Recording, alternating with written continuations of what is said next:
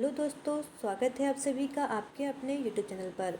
दोस्तों, आज का वीडियो आपके लिए बहुत खास होने वाला है क्योंकि इस वीडियो में हम बात करने वाले हैं मानव रोग संबंधित सभी महत्वपूर्ण प्रश्न जो हमारी एमपीटी वर्ग 3 की परीक्षा के लिए बहुत ही महत्वपूर्ण होंगे। दोस्तों, इस टॉपिक में हम कवर करने जा रहे हैं जीवाणु, विषाणु, रोग, टीकाकरण, इनसे संबंधित सभी प्रश्नों को, ताकि आपके जो प्रश्न हैं अच्छे से कंप्लीट हो सके और आपको परीक्षा में कोई भी सवाल आ जाए इस टॉपिक से तो आपको अच्छे से बन सके। तो दोस्तों, चलिए शुरू करते हैं आज का हमारा पहला प्रश्न।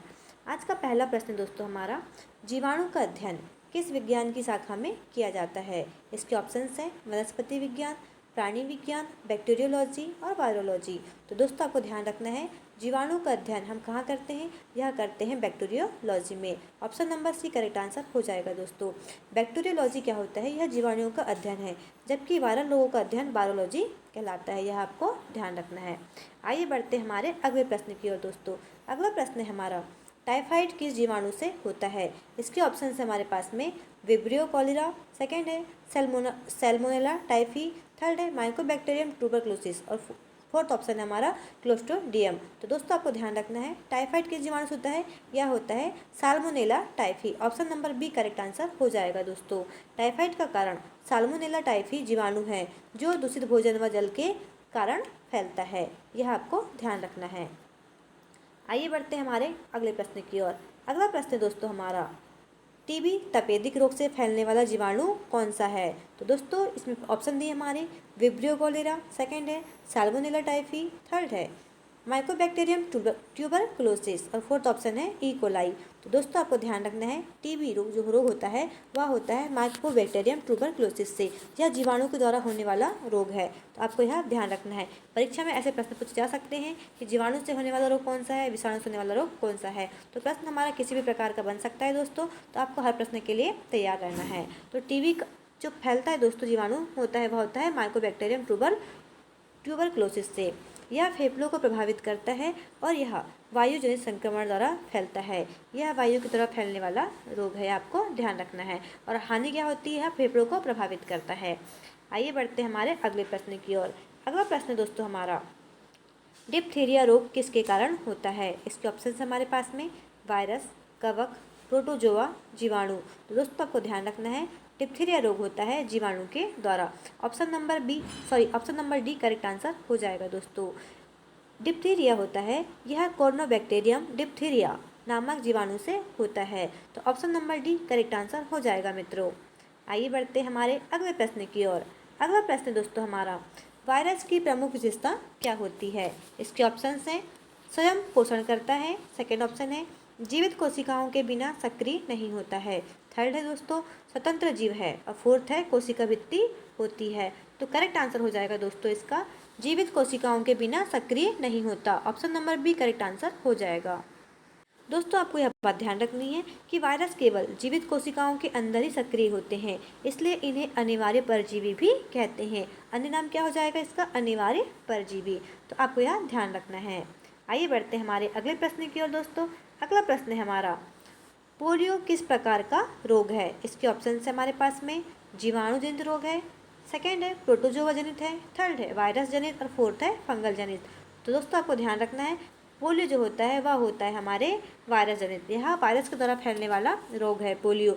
यह एक वायरल रोग है जो बच्चों को लकवा मार देता है, जिसे हम पोलियो वायरस, इसकी जिम्मेदारी है बच्चों को 5 बूंद जो पिलाते हैं बचपन से, वह पोलियो वायरस की होती है। यह इसके जो दोनों पैर है इनको क्या कर देता है? यह इनको प्रभावित कर देता है पैरों को, इसलिए यह कैसा होता है? बच्चों को लकवा मार देता है, बच्चे अपाहिज की तरह रहते हैं। इसका करेक्ट आंसर हो जाएगा वायरस जनित। अगला प्रश्न दोस्तों हमारा, प्लेग फैलाने वाला जीवाणु कौन है? इसके ऑप्शन है यर्सीना पेस्टी, सेकेंड ऑप्शन है साल्मोनेला, थर्ड है विब्रियो और फोर्थ है स्ट्रेप्टोकोकस। तो दोस्तों, आपको ध्यान रखना है प्लेग फैलाने वाला जीवाणु है वो कौन है? Yersinia pestis. तो option number A correct answer हो जाएगा। यह चूहों और पिस्सुओं द्वारा फैलता है। दोस्तों, आपको ध्यान रखना है प्लेग जो है किसके कारण फैलता है?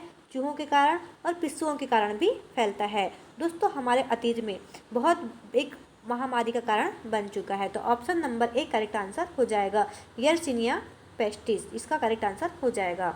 आइए बढ़ते हैं हमारे अगले प्रश्न की ओर। अगला प्रश्न दोस्तों हमारा, वायरस के अध्ययन को हम क्या कहते हैं? इसके ऑप्शन है bacteriology, virology, immunology, fourth option है पैथोलॉजी। तो आपको ध्यान रखना है वायरस के अध्ययन को हम वायरोलॉजी कहेंगे। Option number B correct answer हो जाएगा दोस्तों। नेक्स्ट क्वेश्चन हमारा, हेपेटाइटिस बी का कारण क्या है? दोस्तों हेपेटाइटिस बीमारी किस कारण से होती है, इस प्रश्न में पूछा गया है। इसके ऑप्शन है हमारे बैक्टीरिया, सेकंड है वायरस, थर्ड है फंगस और फोर्थ है प्रोटोजोआ। तो दोस्तों आपको ध्यान रखना है हेपेटाइटिस बी का करेक्ट आंसर हो जाएगा virus. Option number B correct answer हो जाएगा।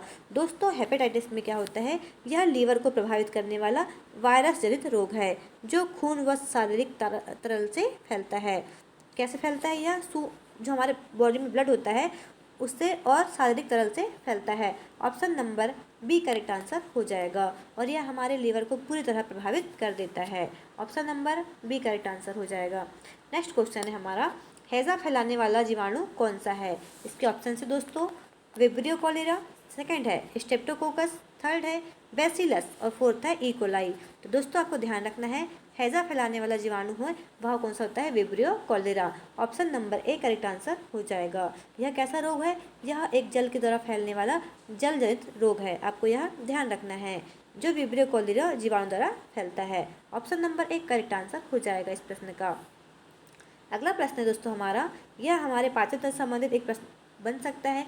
निम्न में से कौन सा जीवाणु पाचन तंत्र में सामान्य रूप से पाया जाता है और लाभकारी होता है? इसमें लाभकारी पूछा है दोस्तों, यह हमारे पाचन तंत्र से भी इस सवाल को पूछा जा सकता है।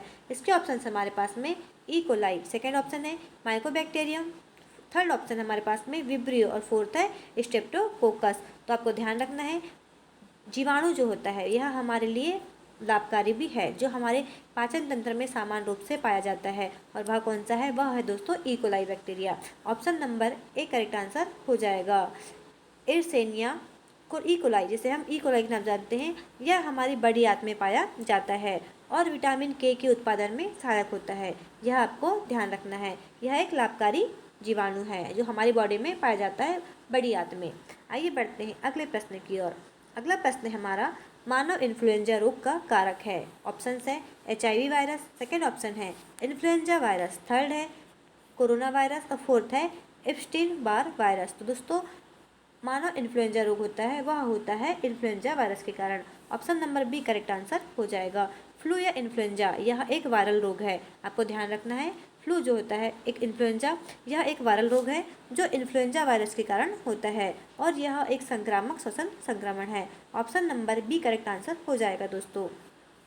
आइए बढ़ते हैं हमारे अगले प्रश्न की ओर। अगला प्रश्न है हमारा, निम्नलिखित में से कौन सा रोग जीवाणु जनित नहीं है? इसमें दोस्तों सभी ऑप्शंस दिए हुए हैं, इस ऑप्शंस में हमें देखना है कि जीवाणु के द्वारा फैलने वाला रोग कौन सा नहीं है। इसके ऑप्शंस है मलेरिया, टीबी, टाइफाइड, प्लेग। तो दोस्तों आपको ध्यान रखना है इस प्रश्न में जीवाणु जनित रोग कौन से हैं, तो वह हो जाएंगे टीबी, टाइफाइड और प्लेग। तीन जो ऑप्शन है वह करेक्ट आंसर है। यह किससे होता है? जीवाणु जनित रोग से होता है, किंतु प्रश्न में पूछा है जीवाणु जनित नहीं है, तो नहीं हो जाएगा दोस्तों malaria. Option number A correct answer हो जाएगा। दोस्तों आपको कमेंट करके बताना है कि मलेरिया किस कारण फैलता है। आइए बढ़ते हैं अगले प्रश्न की ओर दोस्तों। अगला प्रश्न है हमारा, वायरस एक अनिवार्य लक्षण है। कैसा लक्षण है हमें यह जानना है। यह कोशिका भित्ति वाला होता है, सेकंड ऑप्शन है यह केवल मृत कोशिकाओं में जीवित रहता है, थर्ड ऑप्शन है यह सिर्फ जीवित कोशिकाओं में ही प्रजनन करता है और फोर्थ दोस्तों यह स्वतः प्रोटीन संश्लेषण करता है। तो इसका करेक्ट आंसर हो जाएगा दोस्तों ऑप्शन नंबर सी, यह जीवित कोशिकाओं में प्रजनन करता है, केवल जीवित कोशिकाओं में ही प्रजनन करता है, यह करेक्ट आंसर हो जाएगा। वायरस दोस्तों क्या होते हैं? अनिवार्य परजीवी होते हैं और स्वतंत्र रूप से प्रजनन नहीं कर सकते, इसलिए option number C correct answer हो जाएगा। अगला प्रश्न है हमारा दोस्तों, जीवाणुओं में किस संरचना के कारण वे प्रतिकूल परिस्थितियों में जीवित रहते हैं? ऑप्शन नंबर ए कैप्सूल, सेकंड है स्पोर जिसे हम अंकुर कहेंगे, थर्ड है फ्लेजेला और फोर्थ है सेल वॉल। तो आपको ध्यान रखना है जीवाणु की वह संरचना कौन सी है जिसके कारण प्रतिकूल परिस्थितियों में भी वे जीवित रहते हैं, तो यह हो जाएगा spore. Option number B correct answer हो जाएगा। स्पोर मतलब अंकुर। जब परिस्थितियां प्रतिकूल होती हैं तब कई जीवाणु स्पोर बनाकर लंबे समय तक जीवित रहते हैं। Option number B correct answer हो जाएगा दोस्तों। आइए बढ़ते हैं हमारे अगले प्रश्न की ओर। अगला प्रश्न दोस्तों हमारा, निम्नलिखित में से कौन सा एक विषाणु जनित रोग है। इसमें पूछा है विषाणु के कारण होने वाला रोग कौन सा है। इसके ऑप्शन हमारे पास में हैजा, मलेरिया, चिकन पॉक्स, कुष्ठ रोग। तो दोस्तों विषाणु के द्वारा होने वाला रोग कौन सा है, वह है chicken pox. Option number C correct answer हो जाएगा। यह दोस्तों वेरिसेला जोस्टर वायरस से चिकन पॉक्स होता है, जो त्वचा पर फफोले और खुजली लाता है। तो option number C correct answer हो जाएगा दोस्तों। Varicella zoster virus chicken pox से होता है, यह आपको ध्यान रखना है। नेक्स्ट क्वेश्चन दोस्तों हमारा, निम्नलिखित में से कौन सा एक आरएनए वायरस है।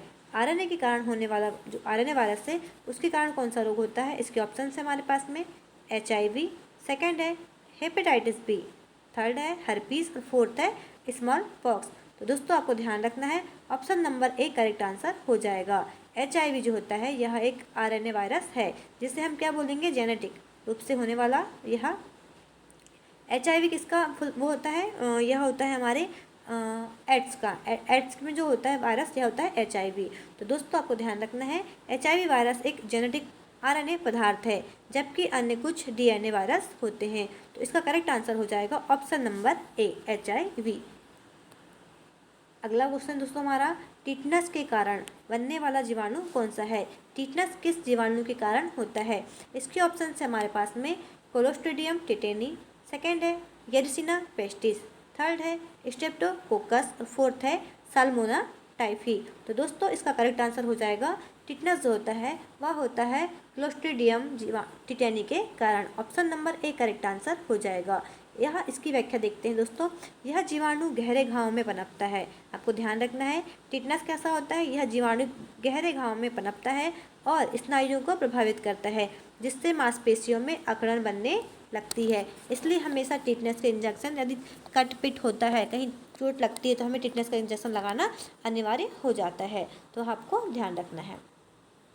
आइए बढ़ते हैं दोस्तों हमारे अगले प्रश्न की ओर। अगला प्रश्न है हमारा, वायरस में निम्न में से कौन सी संरचना नहीं होती है। ऑप्शन है DNA RNA, थर्ड है प्रोटीन आवरण जिसे हम कैप्सिड कहते हैं, थर्ड है साइटोप्लाज्म और फोर्थ है एनवेलप। तो दोस्तों आपको ध्यान रखना है, वायरस में संरचना नहीं होती, वह होती है cytoplasm. Option number C correct answer हो जाएगा।